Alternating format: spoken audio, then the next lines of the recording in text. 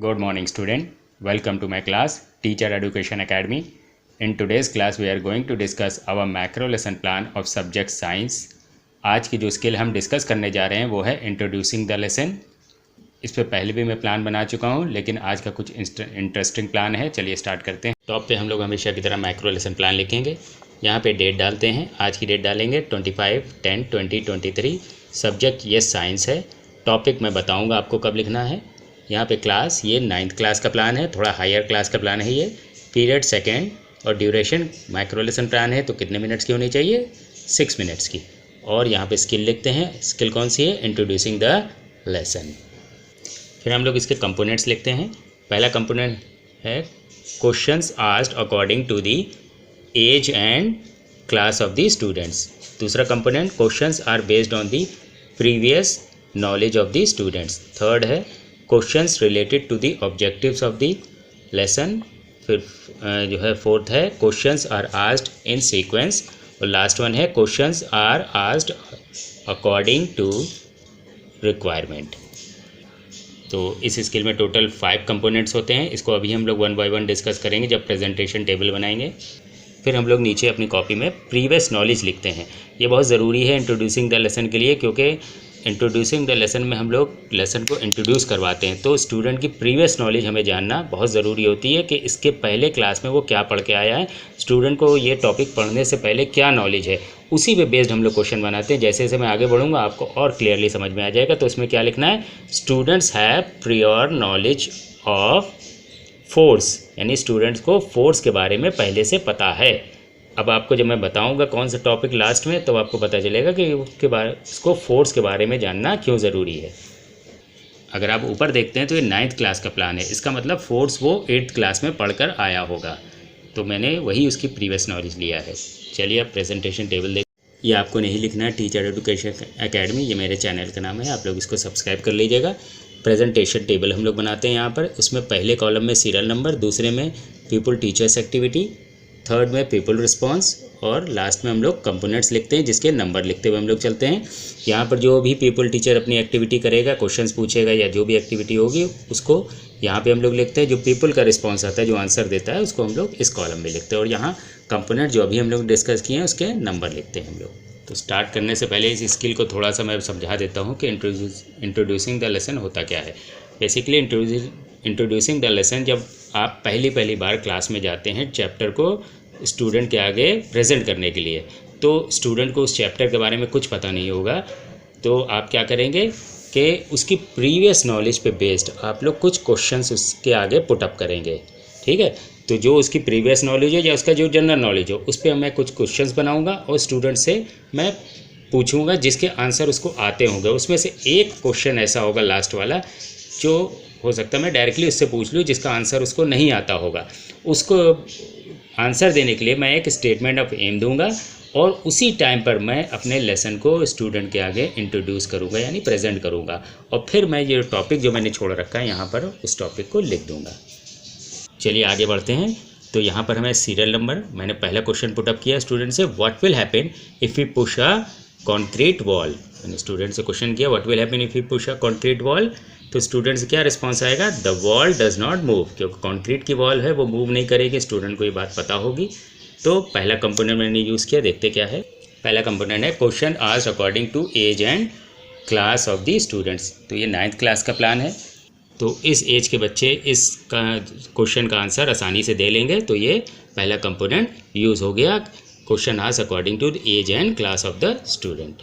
दूसरा question put up करिए, what will happen if we push a plastic chair.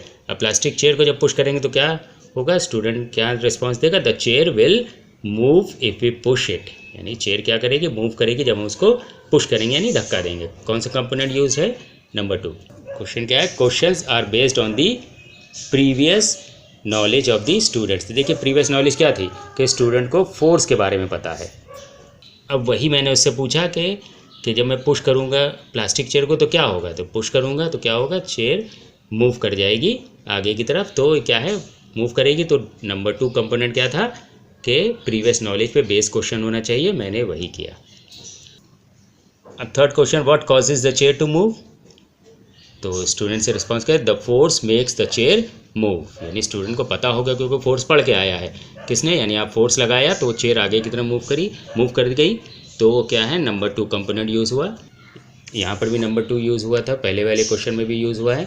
तो वही है, question are based on the previous knowledge of the student, यानी उसकी प्रीवियस नॉलेज पे बेस्ड है जो कि फोर्स था। फोर्थ क्वेश्चन पुट अप करिए, in which direction did the chair move, यानी किस डायरेक्शन में चेयर मूव करी। स्टूडेंट को पता है क्योंकि उसने धक्का दिया, the chair moved in a forward direction, क्योंकि उसने उसको पुश किया है, फोर्स लगाया तो वो आगे की तरफ बढ़ी होगी। तो थर्ड कंपोनेंट भी यूज़ हो गया। वो बेसिकली थर्ड है क्या, questions related to the objectives of the lesson. अब जो भी हमने ऑब्जेक्टिव्स बनाए हैं इस लेसन के लिए, क्योंकि जो सबसे पहला प्लान जो बनता है अगर आपको याद होगा वो इंस्ट्रक्शनल ऑब्जेक्टिव्स पर होता है। कोई भी आप बुक पढ़ेंगे, अगर आप किसी भी क्लास की किताब पढ़ते हैं, चाहे वो 4th, 5th, 6th, 7th किसी भी क्लास की हो, तो उस पर ऑब्जेक्टिव्स लिखे होते हैं कि इस चैप्टर को पढ़ने के बाद स्टूडेंट क्या सीखेगा। तो आपने जो ऑब्जेक्टिव फ्रेम किए होंगे तो उसी पर ही बेस्ड होना चाहिए। और यहाँ पर भी देखिए, मैं जो पढ़ा रहा हूँ स्टूडेंट को, तो वो फोर्स के बारे में स्टूडेंट को पता है, उसकी प्रीवियस नॉलेज यही है। धीरे जो है अपने ऑब्जेक्टिव्स की ओर भी बढ़ रहा हूँ। जैसे जब मैं लास्ट क्वेश्चन पूछूंगा आपको ये क्लियर हो जाएगा एकदम। जो भी आपने ऑब्जेक्टिव्स फ्रेम किए हैं क्वेश्चंस उसी को ध्यान में रख के आपको बनाने हैं। और लास्ट क्वेश्चन पूछे, व्हेन डू वी से वर्क इज़ डन, यानी आप कब कहेंगे वर्क हुआ है। तो स्टूडेंट को इसके बारे में पता नहीं होगा, यहाँ पे कोई रिस्पॉन्स नहीं आएगा, ये प्रॉब्लमेटिक क्वेश्चन है आपका। तो यहाँ पर मैंने 4th और 5th कंपोनेंट भी यूज़ कर लिए। अब देखते हैं 4th और 5th है क्या। 4th है, questions are asked in sequence. अब देखिए क्वेश्चन क्या था कि मेरा क्वेश्चंस जो भी मैंने करे हैं वो एक सीक्वेंस में होने चाहिए। 4th कंपोनेंट यही है। तो देखिएगा मैंने जो भी क्वेश्चन किया है उससे आंसर आया, उसी से रिलेटेड मैंने दूसरा क्वेश्चन बनाया, फिर जो आंसर आया उसी से रिलेटेड मैंने तीसरा क्वेश्चन बनाया। तो क्या है कि एक सीक्वेंस चल रहा है क्वेश्चन का, ऐसा नहीं है एब्सर्ड मैंने कुछ भी XYZ उससे कुछ भी पूछ लिया। तो एक सीक्वेंस आपको बनाना है क्वेश्चंस का, ये आपको ध्यान रखना है। तो ये 4th कंपोनेंट है। 5th कौन सा है, questions are asked according to requirement. आपको इस चीज़ का भी ध्यान रखना है कि बहुत ज़्यादा क्वेश्चन आपको स्टूडेंट से नहीं पुटअप करने हैं, क्योंकि यहाँ पर आप लेसन को सिर्फ इंट्रोड्यूस कराने जा रहे हैं। अगर आप ज़्यादा क्वेश्चन पूछेंगे स्टूडेंट, आपका टाइम भी उसमें ज़्यादा वेस्ट हो जाएगा और स्टूडेंट भी कंफ्यूज होंगे। तो आपको अप्रोप्रिएट क्वेश्चंस पूछने हैं रिक्वायरमेंट के अकॉर्डिंग। तो जो तय किया जाता है कि जो जब आप जो है इंट्रोड्यूसिंग द लेसन बनाते हैं तो उसमें 3 मिनिमम रखिएगा और मैक्सिमम क्वेश्चन 5 रखिएगा। कोशिश करिएगा इससे ज़्यादा आप एक्सीड ना करें, ठीक है। क्योंकि जब आप लास्ट क्वेश्चन पूछेंगे, जो क्वेश्चन पूछ रहे हैं, तो ऐसा टफ होना चाहिए क्वेश्चन जिससे स्टूडेंट को ना पता चले, और वही क्वेश्चन आपका आंसर होना चाहिए जो हम स्टेटमेंट ऑफ एम में देंगे, ठीक है। तो इसका रिस्पॉन्स नहीं है तो एक प्रॉब्लमेटिक क्वेश्चन है। अब स्टूडेंट के अंदर थोड़ी सी क्यूरियोसिटी होगी कि इसका आंसर क्या होगा, ठीक है। तो आप 2-3 सेकंड का पॉज लीजिए, स्टूडेंट से रिस्पांस आने का इंतजार के, नहीं रिस्पांस आए तब आप अपना आंसर दीजिए। आंसर आप एक स्टेटमेंट ऑफ एम में देते हैं, तो आप नीचे लिखे होंगे स्टेटमेंट में अपनी कॉपी में, when a force displaces an object in the direction of the applied force, the displacement is referred to as work.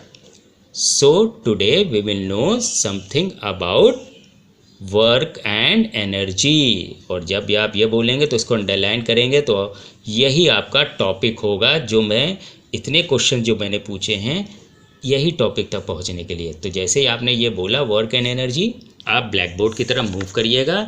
जहाँ पे मैंने ब्लैक बोर्ड पे टॉपिक छोड़ रखा था आप वहाँ पर इस टॉपिक का नाम लिख देंगे, और टॉपिक लिखने के बाद आप उसको भी अंडरलाइन कर देंगे। टॉपिक हमेशा अंडरलाइन होता है।